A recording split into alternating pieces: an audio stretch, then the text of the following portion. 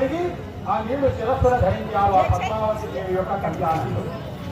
ఇప్పుడు కూడా పెళ్లిలో మామగారు అందరి కాళ్ళు కడిగి అత్తమామ ఇంట్లో ఎత్తులు చదువుకోవాలి. ఎందుకని అన్నారు, మామూలు దక్కలైతే మన పెళ్లి అయ్యేంత వరకు పెళ్లి కొడుకు శ్రీ మహావిష్ణుతో ఉంటుంది, పెళ్లి కొడుకు శ్రీ మహావిష్ణు. విష్ణుమూర్తి గారి కాళ్ళు కడిగిన నీళ్లు చదువుకుంటున్నాం. ఇప్పుడు ఎవరు కడిగాం?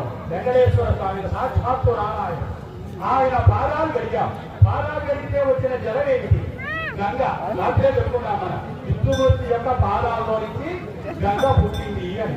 కాబట్టి ఆ జలాన్ని మనందరం ప్రేమలో